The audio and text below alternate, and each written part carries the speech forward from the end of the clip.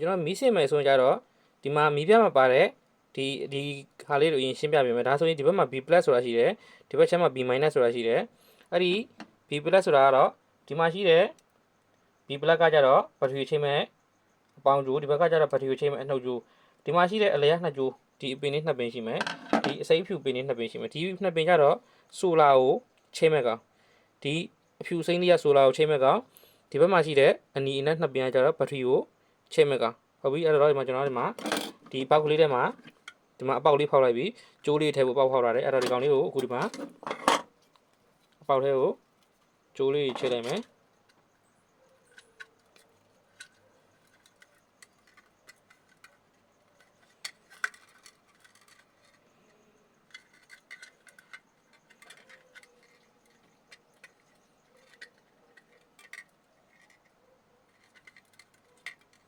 ဟုတ်ပြီဒီမှာဆိုရင်သူ့ကျိုးလေးတွေကိုပေါက်ဖောက်လာတဲ့နေရာတွေကိုဒီမှာထည့်လိုက်ပြီးထည့်ပြီးတော့ဒီမှာဒီမူလီချက်မယ်မီးပြိုင်းလေးငြိမ်သွားအောင်လို့ဒါဆိုရင်ဒီနေရာမှာ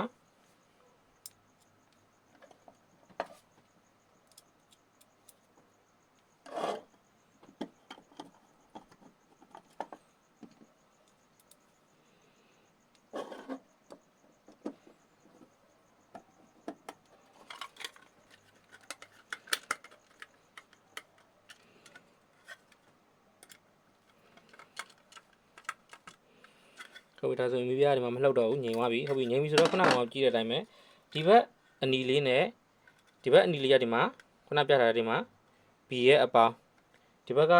ဒီမှာရှိတဲ့အမဲလေးကဘက်ထရီရဲ့အနှုတ်အဲ့တော့ဒီနှစ်ကောင်ကိုကျွန်တော်ဒီမှာဘက်ထရီလိုင်းကြောင်းလေးကို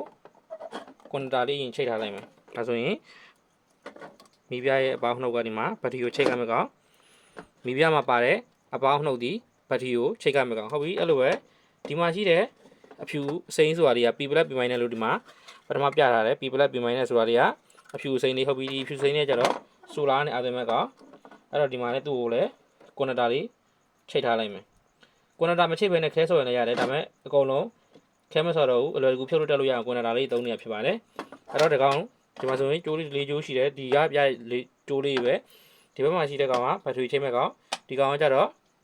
ဆိုလာကိုချိတ်မဲ့ကောင်ဟုတ်ပြီအဲ့တော့ဘက်ထရီတိုင်းချိတ်လို့မရဘူးဘက်ထရီပြတ်မှာပျက်စီးမှာဆိုတော့ BMS လေးတစ်ခုခံမယ်ဟုတ်ပြီဒီ BMS မှာဆိုရင်ကြတော့ဒီမှာ B+ ရှိမယ် B- ရှိမယ်အပြင်ဆိုးနှစ်ဖက်က B+ နဲ့ B- ဖြစ်တယ်အတွင်းအကောင်ကြတော့ P+ P- ဖြစ်ဟုတ်ပြီအဲ့တော့ဆိုတော့ဒီ B+ B- ကိုကြတော့ဒီမှာရှိတဲ့ဘက်ထရီနဲ့ဘက်ထရီ plus minus နဲ့ဆက်မယ်ဒီမှာအလေက P+ P- ကိုကြတော့ဒီမှာရှိတဲ့ဒီဘက်ထရီ B+ P- ဆိုတော့ဆက်ပြရမှာဖြစ်တယ်အဲ့တော့ဒီကောင်လေးကိုဒီနှစ်ခုကိုဒီမှာဆက်မယ်အနီနဲ့ဆက်မယ်အဲ့တော့ဒီကောင်ကိုဘက်ထရီကိုလည်းခဲမစော်တော့ဘူးတချို့ကခဲမဒီဟာအကုန်လုံးကဒီမှာတိုက်ရိုက်ဒီကောင်ကိုခဲတန်းစော်လိုက်လေရတယ်မဲ့ဒီမှာကွန်နတာလေးပဲသုံးမှာဖြစ်ပါတယ်မီရှိုးပိုက်ရှိရင်လည်းတချို့ကမီရှိုးပိုက်လေးနဲ့သုံးသွားလို့ရတယ်ဒီနေရာမှာကွန်နတာမသုံးဘဲမီရှိုးပြီးဆက်လိုက်လို့ရတယ်ဟုတ်ပြီဒါဆိုရင်ဒီမှာအပေါင်းနှုတ်ကိုဒီမှာချိန်မယ်အဲ့တော့ဒီမှာ BMS ကအပေါင်းကိုဒီမှာချိန်မယ်အဲ့တော့ BMS ကအနှုတ်ကိုဒီဘက်မှာချိန်မယ်ဒါဆိုရင်ဒီမှာချိန်လိုက်ပြီဟုတ်ပြီအဲ့တော့ခုနပြောသလိုပဲဒီအလေကနှစ်ကျိုးကဒီမီးပြားရဲ့ B+ B- ကိုချိန်ရမယ်ကောင်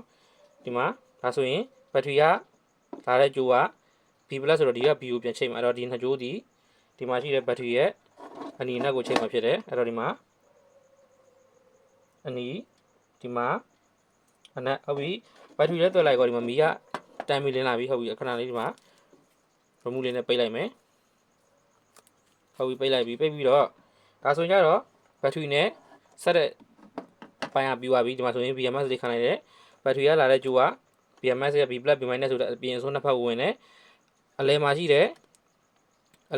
ဒီ P+ P- လေးကကြတော့ဒီမှာရှိတဲ့မီးပြားရဲ့ B+ B- ကိုချိတ်လိုက်တယ်ဒီတော့နောက်တဲ့ဆိုလာနဲ့အာသနဲ့ပိုင်းလာပြီဟုတ်ပြီဆိုလာနဲ့အာသမို့ကိုကြတော့ဒီမှာဒီကွန်နတာလေးသုံးမှာဖြစ်တယ်ဒါဆိုရင်ဒီဟာလေးကဘယ်လိုသုံးရလဲဆိုရင်ကြတော့ဒီမှာဒီလိုအရစ်ကလေးပါတဲ့ကောင်အပေါင်းသူကအပေါင်းပင်အပြင်မှာရှိတဲ့နှစ်ပင်ကကြတော့အနှုတ်ပင်အဲ့တော့အရစ်ကလေးပါတဲ့ပေါင်းကိုကျွန်တော်အနီဆက်လိုက်တယ်အပြင်တစ်ခုကို နှဲရောင်နဲ့ဆက်လိုက်တယ်ဟုတ်ပြီဒီတော့ဒီကောင်လေးကိုဒီမှာသုံးမယ်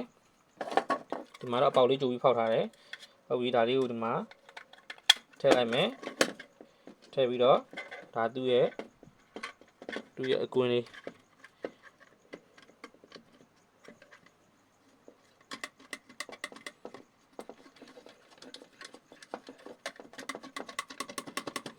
ဒါသူ့ကွင်းလေးဒီမှာသူတက်လိုက်ပြီဟုတ်ပြီဒီမှာဆိုရင်ဒါပြီးပြီအဲ့တော့ဒီမှာဆိုရင်ဒါခုနပြောခဲ့သလိုပဲဒါဆိုလာကိုသွင်းမှကောင်ဖြစ်တဲ့အတွက်ခုနကဆိုလာတော့ကိုဒီမှာအစိမ်းလေးဒီအစိမ်းလေးနှစ်ပင်ထုတ်ခဲ့တယ်ဒီမှာအစိမ်းလေးခုနဘယ်ကနေတီးခဲ့လဲဆိုရင်ဒီမှာရေးပြထားတယ် P plus P minus ကအဖြူအစိမ်းလေးဖြစ်တယ်အဲ့တော့ဒီကောင်ဒီဆိုလာသွင်းမှကောင်ဆိုတော့ဆိုလာမှလာတဲ့အကျိုးကိုဒီမှာချိတ်လိုက်မယ်အဲ့တော့ဒီမှာဆိုရင်အစိမ်းလေးဒီအပေါင်းအဲ့တော့ဒီအနီကျိုးလေးကို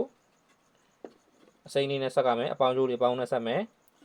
အဖြူဒီအနှုတ်ဆိုတော့အနှုတ်ကျိုးနဲ့ဆက်လိုက်မယ်ဒါဆိုရင်ဆိုလာကနေတွင်းတဲ့အပိုင်းကလည်းပြီးပြီဒီမှာဆိုရင်ဒီနှစ်ကျိုးကဆိုလာဘိုးထုတ်ထားတဲ့ကျိုးဒီအစိမ်းဖြူဒီဘက်နှစ်ကျိုးကဘတ်ထရီတက်ထုတ်တဲ့ကျိုးအဲ့တော့မီးပြမှာပါတဲ့၄ခုကဒါပဲရှိတယ်ပရောဇက်ကဒါဆိုရင်အခုဒီမှာဆိုလာလေးနဲ့ဒါလေးထည့်ပြီးဆိုလာနဲ့အသွင်းကြည့်မယ်ဟုတ်ပြီဒီမှာဆိုရင်ဒါဆိုရင်ဒါလေးကစစ်ဖို့ဆိုလာလေးစစ်ဖို့ဆိုလာသူကတော့ဒီမှာဝက်ကတော့3ဝက်ဖြစ်တယ်ဟုတ်ပြီဒါလေးနဲ့သွင်းကြည့်မယ်အသွင်းကြည့်လိုက်မယ်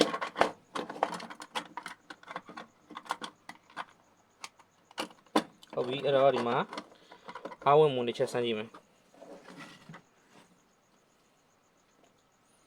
ဒီမှာမီးပြလိုက်တာနဲ့ချက်ချင်းပဲဒီမှာမီးလေးရမှာမီးအားဝင်နေပြီအဲ့တော့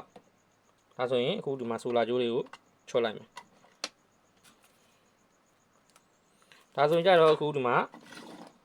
ဆိုလာမီးစင်တဲ့ဘိုင်းကတော့ရှင်းတယ်သူကဒီမှာကျိုးနှစ်ကျိုးပဲရှိတယ်ကျိုးနှစ်ကျိုးဆိုတာတစ်ခုကကြတော့ဆိုလာအဝင်မဲ့ကျိုးနောက်တစ်ခုက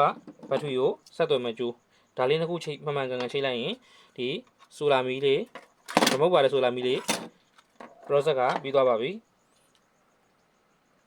အဲဆိုရင်မီးပြတဲ့အချိန်မှာထုံးဖို့အတွက်ကို